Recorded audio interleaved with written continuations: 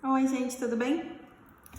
Gente, muita gente tem me perguntado sobre coisa criminal e tal, e até então eu não atuava muito nessa área, por alguns motivos mais pessoais ou qualquer coisa, só que como tem bastante gente me procurando, eu falei, bom, vou começar a pensar nessa área. E há uns tempos atrás, um pouco antes da quarentena, eu fiz uma palestra, né, de violência doméstica numa escola. E aí eu achei interessante eu trazer essa palestra para vocês e fazer um vídeo para deixar aí no IGTV, né? Vou botar no site do escritório também.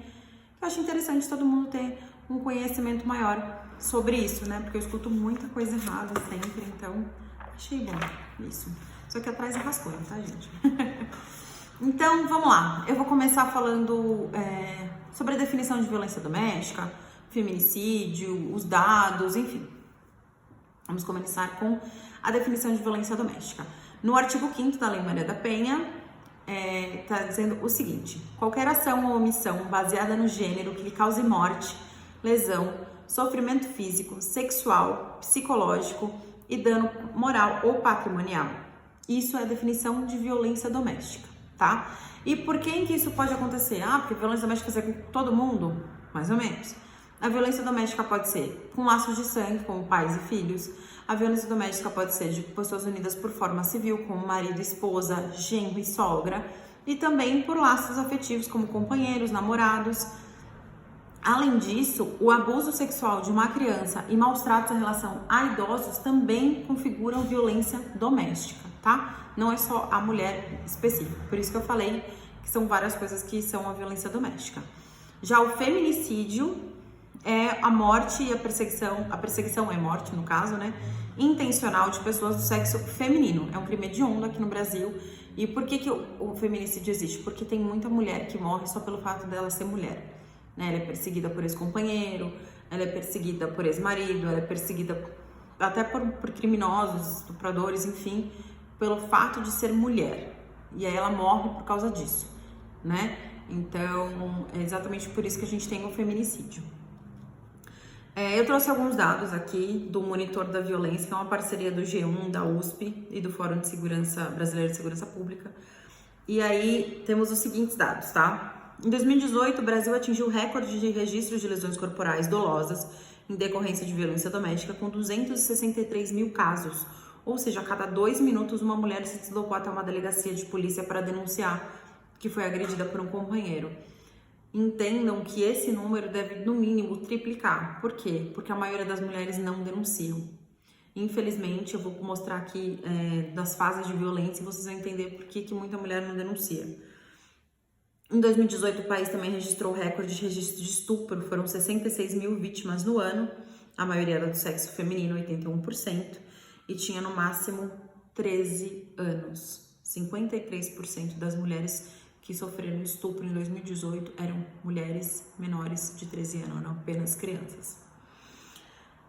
E 75% dessas pessoas elas foram estupradas por um conhecido. Infelizmente, gente, isso eu falo, e eu falo isso faz muito tempo, antes até do direito, que todas as escolas têm que ter educação sexual. Tem que ter. Sabe por quê?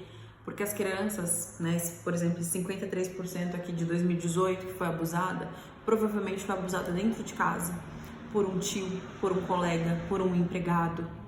E a criança não tem noção do que é a violência doméstica, do que é o abuso, desculpa, do que é o abuso. A criança não tem noção que ela está sendo estuprada, porque ela não sabe o que é.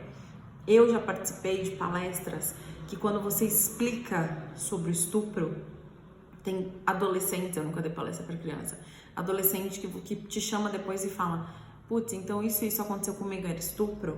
Porque ele não entende, certo? Então, assim, às vezes eu escuto, não vou falar às vezes para não ficar pesada, às vezes eu escuto muita gente falando: porque não tem que ter educação sexual, porque isso sexualiza as crianças e não sei o quê. Não, gente, tem que ter exatamente para a criança entender o que é o sexo, a criança entender o que é aquilo, porque muitas vezes ela é estuprada achando que, mas o tio falou que podia, o tio falou que é assim, entendeu? Então, por isso que tem que ter muito isso, muito difundido na cabeça de todo mundo, e tem que entender, gente. Eu tive educação sexual na minha escola, eu acredito que eu tinha 11 anos, e Nem por isso ninguém da minha turma saiu por aí transando e fazendo coisa, gente.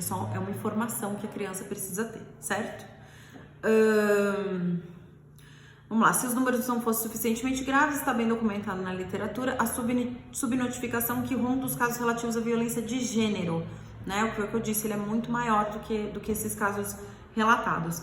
A pesquisa mais recente foi produzida pelo FBSP no ano passado e indica que 9% das mulheres de 16 ou mais sofreram violência física no último ano. Traduzindo em miúdos, ao menos 4,7 milhões de mulheres sofreram com tapas, chutes, batidas, socos ou algo a cada, como 536 a cada hora. Gente, é muita coisa. Tipo, a cada hora 536 mulheres tomaram um tapa. Por quê? Porque alguém ficou putinho e resolveu. Dessas 76% foram agredidas por conhecidos, 42% sofreram agressão dentro da sua residência. E esses números representam um aumento de 1,1% no número de vítimas em relação a 2017. Essas duas pesquisas que eu trouxe é de 2018 e 2019.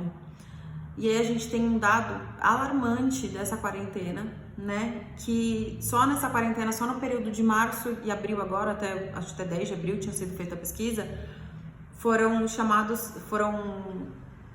a PM teve 7.933 chamados. Né? Na mesma época do ano passado, teve nem 6.000. E assim, o aumento de medida protetiva também tá falando, porque aumentou 20% o aumento de medida protetiva. É claro que isso também entra aqui nesse número que aumentou, mas eu também quero lembrar para vocês que como a gente está em quarentena e o fórum está fechado, os juízes, promotores, defensorias estão trabalhando remotamente, obviamente cresceu muito o número de medida protetiva. Por quê? Por exemplo, eu pedi uma medida protetiva ano passado, em outubro ou novembro, não me lembro bem. A liminar da minha medida protetiva foi negada porque a juíza entendeu por bem que deveria ouvir a outra parte. Tudo bem. É uma coisa que eu acho péssima, tá, gente? Então, assim, se alguém falar pra mim, por que você tá criticando? Critico mesmo. Eu acho que o juiz tem que dar medida protetiva porque não muda absolutamente nada no curso do processo, entendeu? A medida protetiva só afasta a pessoa do lar, afasta a pessoa ter contato, em momento algum vai prejudicar a pessoa, vai salvar uma vida. Então, nesse caso, o que aconteceu? A minha cliente teve que sair de casa, da casa dela, dormir em casa de parentes e amigos de favor, até fevereiro, quando finalmente teve audiência. E na audiência, a juíza ouviu a outra parte e falou, nossa, realmente vou dar medida protetiva. E deu a medida protetiva com todos os pedidos e mais um pouco do que tem aqui. Eu vou falar pra vocês um pouquinho mais pra frente. Ou seja, por que não deu antes? Olha tudo que minha cliente teve que passar, entendeu? E outra coisa, ela teve a sorte de ter um lugar pra ir. E quem não tem a sorte? Morre. Porque ela fica em casa com o companheiro e uma bela hora morre. Essa pessoa, ela tinha ameaças do nível, eu vou tacar ácido na sua cara quando você estiver dormindo. Ela dormia em um quarto separado com a porta trancada e ele conseguia abrir a porta e invadir o quarto. Então, assim, é muito complicado. E aí, por que houve esse aumento de medida protetiva? Porque provavelmente agora que os juízes estão... que não tem fórum trabalhando, não tem audiência, os juízes estão dando medida protetiva porque eles têm que dar, né? Eles vão fazer o quê? Vão ficar falando que vai esperar audiência? Mas isso daí nada mais é do que uma coisa que tem que acontecer. Se eu acho que se tem um mínimo de indício de ameaça num boletim de ocorrência, né, que a vítima foi até a delegacia, fez o boletim, veio pedir direto no advogado, que entrou direto com o pedido, tem que ser dado sim, tem que ser deferida essa medida sim, tá bom? Mas enfim. Vamos falar um pouquinho do ciclo da violência, tá? Esses dados aqui que eu tô falando estão todos no site da Lei Maria da Penha, tá, gente? O ciclo da violência, elas são 3 fases. A primeira fase é o aumento de tensão, e isso é uma coisa que eu falo para as pessoas ficarem alerta. Por que vocês ficarem alerta? Porque se vocês virem que isso começa a acontecer na casa de vocês, para já levantar uma bandeira e falar, não, isso aqui vai causar uma violência, vamos parar por aqui, né? Então, primeiro momento, o aumento de tensão. Nesse primeiro momento, o agressor mostra-se tenso e irritado por coisas insignificantes, chegando a ter acessos de raiva. Ele também humilha a vítima, faz ameaça e destrói objetos. A mulher sempre tenta acalmar o agressor, fica aflita, evita qualquer conduta que possa provocá-lo. As sensações são muitas. Tristeza, angústia, ansiedade, medo e desilusão são apenas algumas. Em geral, a vítima tende a negar o que está acontecendo com ela e esconde o fato das pessoas. E normalmente justifica um comportamento violento do agressor, como ele teve um dia ruim no trabalho. E aí isso vai escalonando, chega na fase 2, que é o ato de violência em si. Por que eu vou dar uma paradinha aqui agora? Entenda que a violência doméstica não é só a violência física, tá? Existe a violência psicológica, existe a violência patrimonial. Então, quando chega nessa fase 2, já é uma fase muito pesada. Você conseguir parar na fase 1 é a coisa melhor que existe na sua vida. Fase 2, o ato de violência. Essa fase corresponde à explosão do agressor, ou seja, a falta de controle chega ao limite e o leva ao ato violento. Aqui toda a tensão acumulada na fase 1 se materializa em violência verbal, física, psicológica, moral e até mesmo patrimonial. Lembrando que tudo isso pode acontecer junto, tá? Mesmo tendo consciência de que o agressor está fora de controle, tem um poder destrutivo grande em relação à sua vida, o sentimento da mulher normalmente é de paralisia, impossibilidade de reação. Aqui ela sofre uma tensão psicológica severa, insônia, perda de peso, fadiga constante, ansiedade, sente medo, solidão, ódio, pena de si e vergonha. Eu acho que a vergonha é uma das piores coisas que a mulher sente, porque a vergonha faz ela ficar muda, faz ela ficar calada e faz ela não tomar a decisão de ir atrás. Mas é nesse momento que muitas buscam ajudas, que muitas denunciam, que muitas se escondem na casa de amigos, pedem a separação, mas também é o momento que muitas se suicidam ou muitas continuam dentro da casa e acabam morrendo, infelizmente.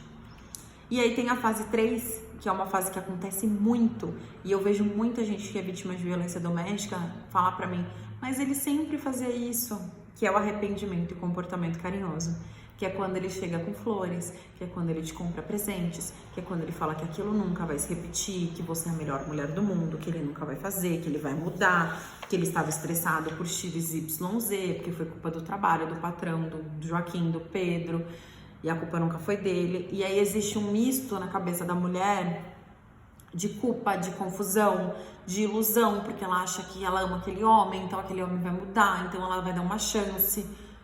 Cara, presta atenção. Se ele te bater uma vez, ele vai te bater 300 vezes.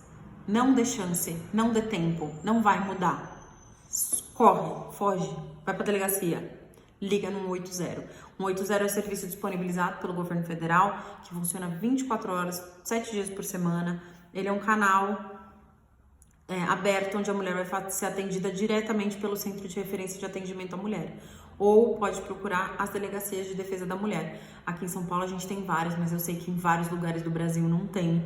E a gente tem que passar pela delegacia comum, e é uma coisa muito ruim, porque tem muita gente que não é treinada e capacitada para atender essas mulheres, né? E eu já vi isso, eu já fui na delegacia normal com vítima de violência e o delegado perguntou para mim o que ela fez para acontecer isso. Ela não fez nada, tá, delegado? Mas enfim. No dia eu só virei as costas e saí para não discutir.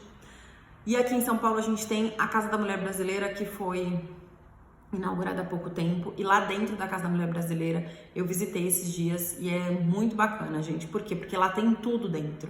Lá tem a delegacia, tem a juíza que vai deferir as medidas protetivas, tem o Ministério Público, tem a Defensoria Pública, tem um abrigo para as mulheres que não tem para onde ir. Lógico que elas não podem ficar lá de muitos dias, mas eu acredito que pode ficar até 10 dias se elas não têm como ir para outro lugar.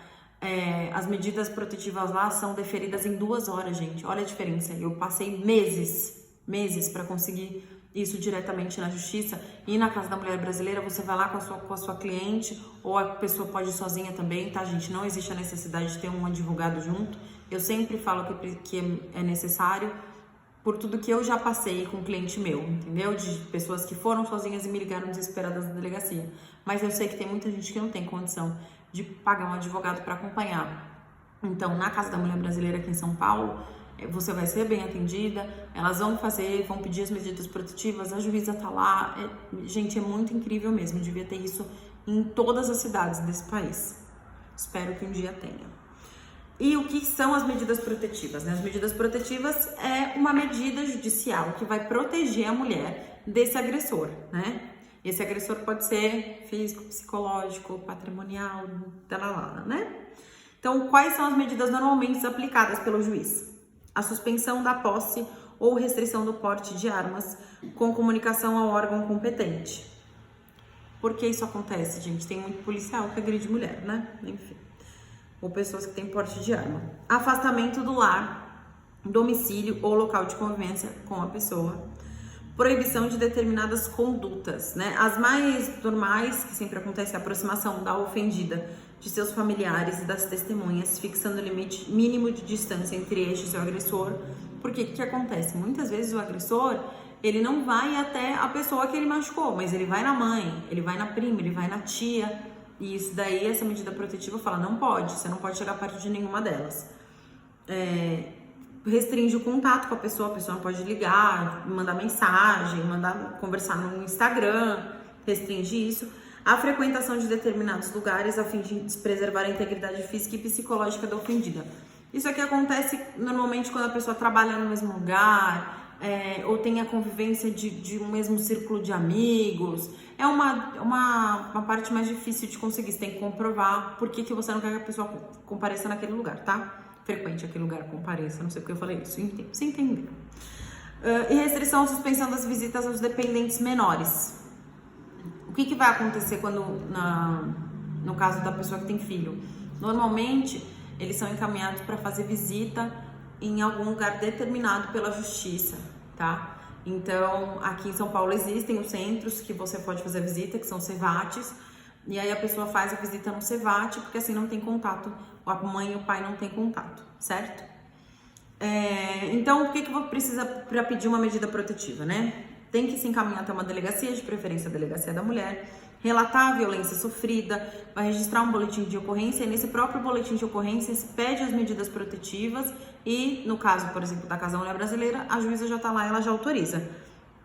Existe outra forma? Existe. Tem como pedir as medidas protetivas diretamente para o juiz, que foi o caso que eu expliquei para vocês. A cliente veio me procurar, a gente pediu diretamente para o juiz. Ela até fez um boletim de ocorrência no fim das contas, porque eu achei por bem fazer também, mas a gente pode pedir direto para o juiz, certo? Como eu disse, por que eu falo de a vítima ser acompanhada por advogado? Que infelizmente o cenário que eu encontro trabalhando, tá? É de sair correndo de fim de semana, porque a pessoa apanhou do companheiro e ela precisou ir até a delegacia, foi até a delegacia sozinha, o delegado não quis ouvir ela, ou ela não conseguia se expressar, porque isso acontece muito, gente, a pessoa fica em pânico, entendeu? E o delegado não quis nem saber, não quis ouvir, não foi direto numa delegacia de defesa da mulher ou na Casa da Mulher Brasileira, por isso que isso acontece, e por isso que eu falo sempre pra chamar um advogado, tá? E é isso, gente. Infelizmente, ser mulher é resistir. A gente não pode parar por nada disso, nem por causa desse tipo de violência. E, infelizmente, as mulheres sempre são as mais afetadas por isso. Então, se vocês ouvirem algum tipo de violência, liguem no 180 e denunciem. Não sejam omissos, não entrem naquela história na briga de marido e colher, ninguém mete a colher. Mete sim, gente, colher, garfo, faca, tá? Não sejam omissos, vocês podem estar matando uma pessoa, tá? Eu conheço pessoas que morreu gente no prédio onde eles moram e outras pessoas ouviam as brigas e não fizeram nada. E era um casal de policiais militares, eles se mataram, os dois, ele matou ela, depois ele se matou na frente de uma criança de 3 ou 4 anos. Se vocês ouvem isso, denunciem, não fiquem mudos, porque vocês também vão ter sangue na mão de vocês se uma coisa dessa acontecer. Porque eu tenho certeza que o vizinho que ouvia a briga, hoje deve pensar, eu podia ter salvado aquela mulher, e ele não salvou. Então, denunciem e fiquem de olho aí em toda essa situação. E uma coisa que eu devo dizer é, não se aproveitem disso, dessa violência doméstica real, para contar nenhum tipo de mentira, tá? Eu também já peguei muito caso que eu defendi o réu, né, o suposto réu, e na realidade a pessoa tinha feito toda uma movimentação de boletim de ocorrência, de medida de protetiva, e era mentira. Então não façam isso, por favor. Obrigada, gente.